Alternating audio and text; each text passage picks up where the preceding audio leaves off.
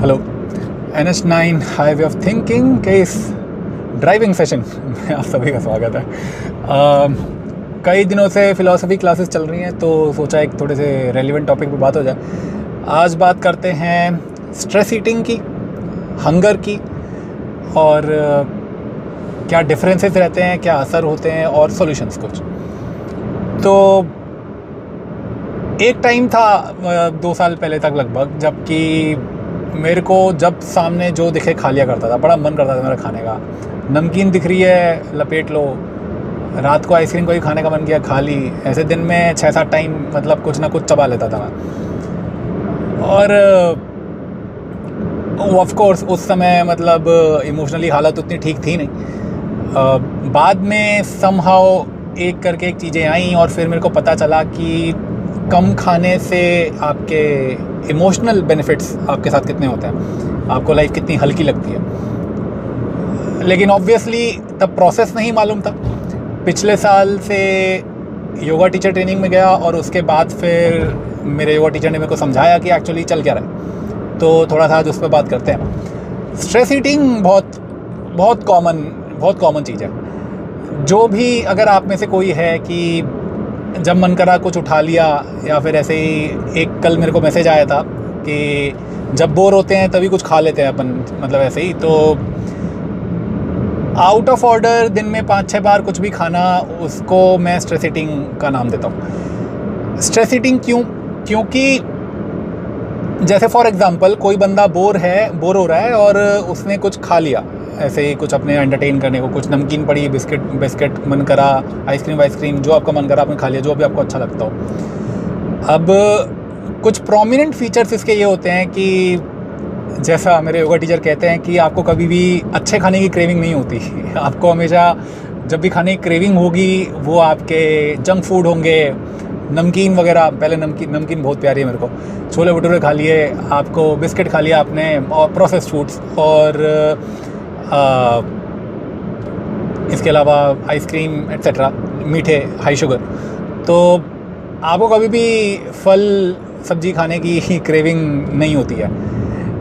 अगर कोई मतलब बंदा अपने आप को इन फीलिंग्स के में ऑब्जर्व करे, स्ट्रेस ईटिंग अगेन एक इमोशन है, तो जब आपको क्रेविंग हो रही होती है तो वो क्रेविंग आपके पेट के एक अपर पार्ट में होती है। मैं यहाँ पे ढंग से दिखा नहीं पा रहा अभी इस वीडियो में।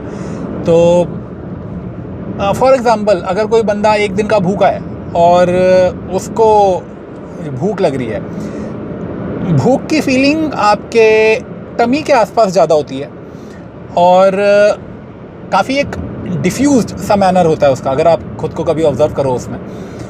जबकि क्रेविंग जब भी आपको होगी, क्रेविंग होती है थोड़ा सा अपर पार्ट में, उसके हल्का सा अपर, मतलब बोलो कोई लंग्स के जस्ट नीचे, और काफ़ी एक शार्पनेस होती है उस फीलिंग में। तभी कई बार होता है कि आप उस क्रेविंग को रोक नहीं, आप उसको क्रेविंग तभी बोलते हो क्योंकि ये शार्प होता है वो फीलिंग एक ना, जिसको आप रोक नहीं पाते चाह कर भी। अब अगर इसकी बात करें कि यहाँ पर चल क्या रहा है, तो इसका डायरेक्ट रिलेशन होता है आपके parasympathetic nervous system versus sympathetic nervous system के फीचर्स से।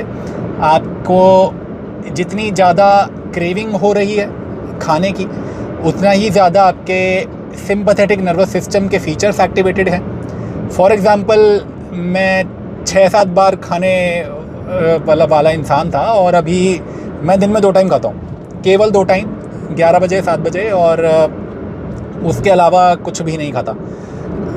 मोस्टली कभी कुछ मन कर गया तो लपेट लेता है, लेकिन ज़्यादातर 11 बजे 7 बजे, उसके अलावा कुछ भी नहीं।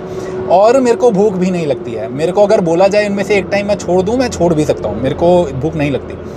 बॉडी की रिक्वायरमेंट काफ़ी कम होती है, लेकिन अगर आपको होता है कि आपको इतनी क्रेविंग हो रही है, आप दिन में 6-7 बार खाए जा रहे हो, तो आपको कहीं ना कहीं आपके सिंपैथेटिक नर्वस सिस्टम, जो कि fight and flight nervous system को जिसको बोला जाता है, उसके फीचर्स आपके अंदर कहीं ना कहीं एक्टिवेटेड हैं। एक और यही चीज़ रिलेटेड होती है आपकी chest breathing versus abdomen breathing. Chest breathing एक फीचर होता है सिंपैथेटिक नर्वस सिस्टम का, fight and flight nervous system का। फॉर एग्जांपल अगर आप इमेजिन करो कि आप शेर पीछे पड़ गया आपके और आप दौड़ रहे हो, आपका fight and flight nervous system activate हो जाएगा और आपको सांस आप एकदम यहाँ से लोगे। वर्सेस अगर आप सो रहे हो फॉर एग्जांपल, तो आपकी सांस की आवाज़ भी नहीं आएगी, जो कि नॉर्मली पैरासिम्पैथेटिक नर्वस सिस्टम से होता है। और हाँ, एक चीज़ ये कि स्ट्रेस ईटिंग और क्रेविंग का जो एक इमोशन होता है वो क्लोजली हर्ट के इमोशन से रिलेटेड होता है।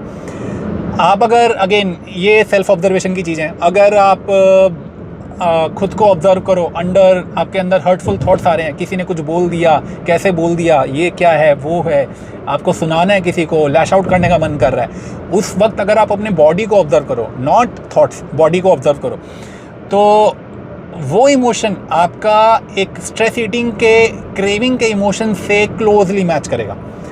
तो अगर आप स्ट्रेस ईटिंग के इमोशन, क्रेविंग को थोड़ा सा कम कर पाते हो अपनी बॉडी से, आप ऑटोमेटिकली देखोगे कि आपके अंदर कामनेस ऑटोमेटिकली आएगी, क्योंकि आप पैरासिम्पैथेटिक नर्वस सिस्टम की तरफ जा रहे हो।